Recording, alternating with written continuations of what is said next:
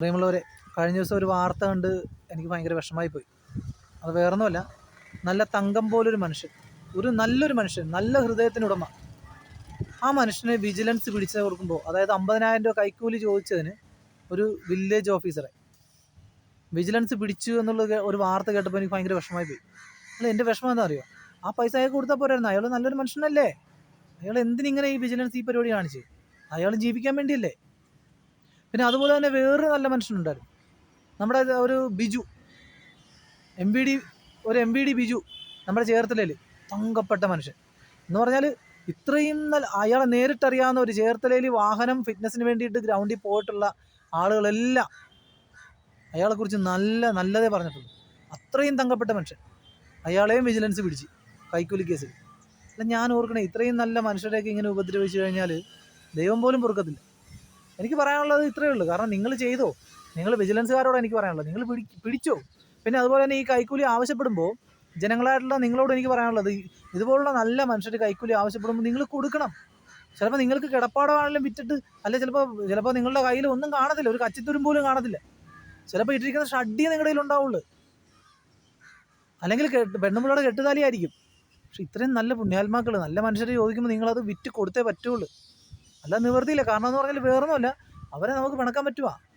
അവരൊക്കെ അവരുടെയൊക്കെ അപൂർവ ജന്മങ്ങളാണ്, അവർക്ക് അവതാരങ്ങളാണ്. അവരെ പിണക്കിയിട്ടൊരു ജീവിതം നമുക്കില്ല. അപ്പോൾ എനിക്ക് പറയാനുള്ളത്, സാധാരണക്കാരായ ജനങ്ങളോട് എനിക്ക് പറയാനുള്ളത്, നിങ്ങൾ നിങ്ങളുടെ കിടപ്പാടം വെറ്റായാലും, ഇപ്പോൾ അവർ 50,000 ചോദിക്കുന്നതെങ്കിൽ നിങ്ങൾ 1,00,000 രൂപ കൊടുക്കണം. അതിൻ്റെ അനുഗ്രഹം നിങ്ങൾക്കുണ്ടാവും. പിന്നെ ദയവ് ചെയ്ത് വിജിലൻസുകാരെ ഇങ്ങനെ ആരെങ്കിലും പറയണ കേട്ടിട്ട് നിങ്ങൾ ഇങ്ങനെയുള്ള ആളുകളെ പിടിക്കാൻ പോകരുത്. മനസ്സിലായോ? നിങ്ങൾ ഒരിക്കലും ദയവ് ചെയ്ത് ഇത്രയും നല്ല സൽസ്വഭാവിയും നല്ല ഹൃദയത്തിന് ഉടമകളുമായിട്ടുള്ള ആളുകൾ ദയവ് ചെയ്ത് നിങ്ങൾ പിടിക്കാൻ പോകരുത്. കാരണം എന്ന് വെച്ചാൽ, ഇത്തരം ആളുകളില്ല എങ്കിൽ നമ്മുടെ കേരളത്തിലെ ഗതി എന്താവും നിങ്ങൾ ചിന്തിച്ചിട്ടുണ്ടോ? ഇപ്പം അത്യാവശ്യം നമ്മൾ തെണ്ടിത്തിരിഞ്ഞ് നമ്മൾ ഈ പറയുന്ന മുടിയാറായ അവസ്ഥയിൽ നമ്മൾ നിൽക്കുകയാണ്, അല്ലേ? നമ്മളിപ്പോൾ കേരളത്തിൻ്റെ അവസ്ഥ എന്ന് പറഞ്ഞാൽ ഭരിച്ച് മുടിച്ച് ഇപ്പോൾ ഇതുപോലെ തന്നെ അഴിമതിയും ഈ പറയുന്നത് പോലെ കൈക്കൂലിയൊക്കെ മേടിച്ച് നമ്മുടെ ഏകദേശം ഗതിയില്ലാത്ത അവസ്ഥയിൽ എത്തിച്ച് നമ്മളാണ്. അവിടം വരെ എത്തിക്കാൻ അവർ പെട്ട പാടെന്താ നിങ്ങൾ മനസ്സിലാക്കണം. വിജിലൻസേ, നിങ്ങൾ മനസ്സിലാക്കണം. ഈ കേരളത്തെ, നമ്മുടെ ഈ നാടിനെ ഈ ഒരു അവസ്ഥയിൽ എത്തിക്കാൻ ഈ ഭരണകർത്താക്കളും ഈ പറയുന്ന ഉദ്യോഗസ്ഥന്മാരൊക്കെ കൂടെ എന്തുമാത്രം രാപകലില്ലാതെ കഷ്ടപ്പെട്ട് കൈക്കൂലിയൊക്കെ മേടിച്ചിട്ടാണ് ഇവിടം വരെ എത്തിച്ചത്. അവരുടെ ഈ ഇല്ലാത്ത പ്രയത്നത്തെ നിങ്ങൾ നിസ്സാരമായിട്ട് കണ്ടാണ് നിങ്ങൾ അവരെ പോയി പിടിക്കുന്നത്. ഈ സന്ദർഭത്തിൽ കാശ് മേടിക്കുന്ന സന്ദർഭത്തിലൊക്കെ നിങ്ങൾ പോയി പിടിച്ചിട്ട് തെളിവ് സഹിതം പിടിച്ച് അവരെ കൊണ്ട് ജയിലിലിടുന്നത് തെറ്റാണ്. അത് തെറ്റായിട്ടുള്ള നടപടിയാണ്. നിങ്ങൾ മനസ്സിലാക്കേണ്ട, വിജിലൻസിനോട് എനിക്ക് പറയാനുള്ളത്, നിങ്ങൾ മനസ്സിലാക്കേണ്ട കാര്യം, ഇങ്ങനെയുള്ള ആളുകളെ പിടിച്ചു കഴിഞ്ഞാൽ പിന്നെ നമ്മുടെ നാടെങ്ങനെ നശിക്കും? നമ്മുടെ നാട് നശിക്കണ്ടേ? നമ്മുടെ നാട് രക്ഷപ്പെട്ടു പോയി കഴിഞ്ഞാൽ ഇവിടുത്തെ ജനങ്ങൾക്കല്ലേ നല്ലത്? അതൊരിക്കലും പാടില്ല. നിങ്ങൾ കാണിക്കുന്നത് തെറ്റാണ്. വിജിലൻസിനോട് എനിക്ക് പറയാനുള്ളത്, ആരെങ്കിലും എന്തെങ്കിലും വിളിച്ച് പറഞ്ഞ് ഒരു ഒരു എന്താ പറയുക, ഒരു പൗരൻ അല്ലെങ്കിൽ നമ്മുടെ നാട്ടിലൊരു ചെറുപ്പക്കാരൻ അല്ലെങ്കിൽ ഒരു ആവശ്യക്കാരൻ വിളിച്ചിട്ട് നിങ്ങളോട് പറയാണ്, എന്നോട് ഒരു ഉദ്യോഗസ്ഥൻ കൈക്കൂലി ചോദിച്ചെന്ന് പറഞ്ഞാൽ നിങ്ങൾ അവനെ പറഞ്ഞ് മനസ്സിലാക്കണം, ആ വ്യക്തിനെ പറഞ്ഞ് മനസ്സിലാക്കണം. നിങ്ങളാ പറഞ്ഞ് മനസ്സിലാക്കേണ്ടത്. വിജിലൻസേ, നിങ്ങൾ ആ വ്യക്തിക്ക് പറഞ്ഞു കൊടുക്കണം, എടാ അത് കൊടുക്കേണ്ട പൈസയാണ്, മനസ്സിലായോ? ആ ഉദ്യോഗസ്ഥൻ ചോദിച്ചെങ്കിൽ അത് എത്ര രൂപയാണ് ചോദിച്ചത്? 25,000 ആണോ? അങ്ങനെയാണെങ്കിൽ നീ ഒരു കാര്യം ചെയ്യും, ഒരു 50,000 രൂപ ഉണ്ടാക്കി കൊടുക്ക്, കെട്ടുതാലി പണയം വെക്ക്, ഇല്ലേ നിൻ്റെ ബൈക്ക് എടുത്ത് വിൽക്ക്, ഇല്ലേ മോഷ്ടിക്ക്, പിടിച്ചു പറിക്ക്, ഇല്ലേ വീടിൻ്റെ ആധാരം കൊണ്ട് പണയം വെക്ക്. അങ്ങനെയുള്ള വഴികൾ പറഞ്ഞു കൊടുത്ത് ആ പൈസ അവനെ കൊണ്ട് ഈ പറഞ്ഞ ഉദ്യോഗസ്ഥന് കൊടുപ്പിക്കുക എന്നുള്ളത് നിങ്ങളുടെ ഉത്തരവാദിത്തമാണ്. അല്ലാതെ കേട്ട പാതി കേൾക്കാത്ത പാതി നിങ്ങൾ ഇവിടുന്ന് പോയിട്ട് ആ ഉദ്യോഗസ്ഥന് കൈവലങ്ങ് വെക്കുമ്പോൾ മനസ്സിലാക്കേണ്ടത്, നമ്മുടെ നാട് ചിലപ്പോൾ രക്ഷപ്പെട്ടു പോകും.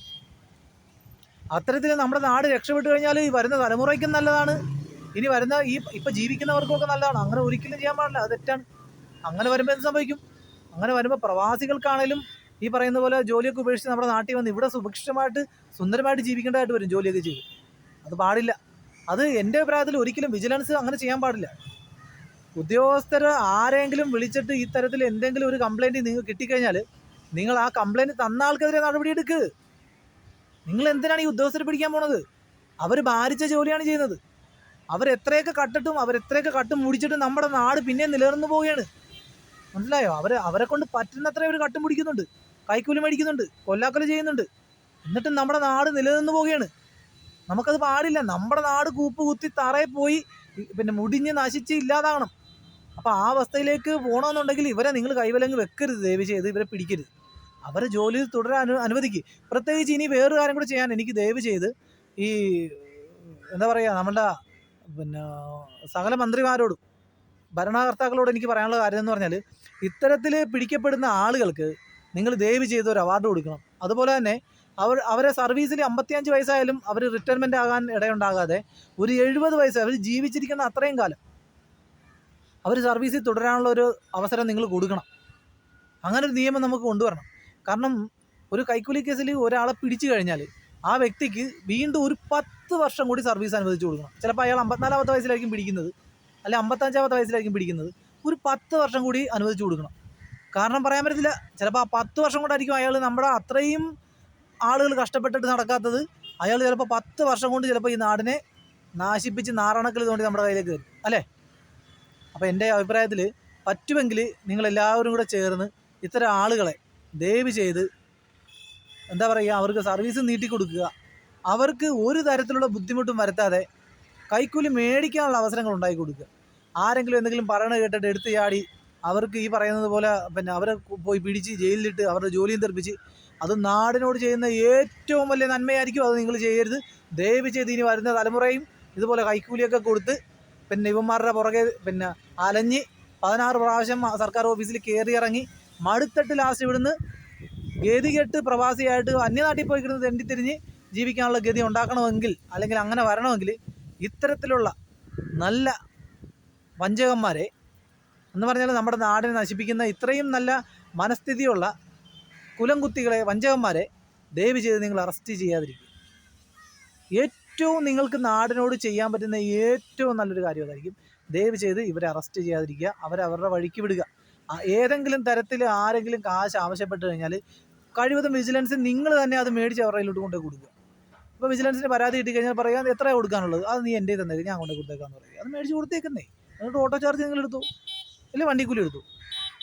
അല്ലാതെ ഒരിക്കലും ഇവരെ കൈവലങ്ങ് വെക്കാനോ അവരെ നാലാളുടെ മുമ്പിൽ സോഷ്യൽ മീഡിയയിലിട്ട് നശിപ്പിക്കാനോ അവർക്കെതിരെ കേസെടുക്കാനോ അവരെ കോടതിയിൽ ഹാജരാക്കാനോ റിമാൻഡ് ചെയ്യാനോ അവരുടെ പണി കളയാനോ പോകരുത്. അതിൻ്റെ ഭവിഷ്യത്ത് എന്ന് പറഞ്ഞാൽ ഞാൻ പറയുന്ന ഇതാണ്: കേരളം ഇന്നല്ലെങ്കിൽ നാളെ വളർച്ചയിലേക്ക് എത്തും. കേരളം രക്ഷപ്പെടും. നമ്മൾക്ക് ചേർന്നതല്ല അത്. എന്നും എന്നും നശിച്ച് നാറാണക്കൽ തോണ്ടി മുടിഞ്ഞു പോകുന്ന ഒരു നാടാണ് ആരുടെ സ്വപ്നം?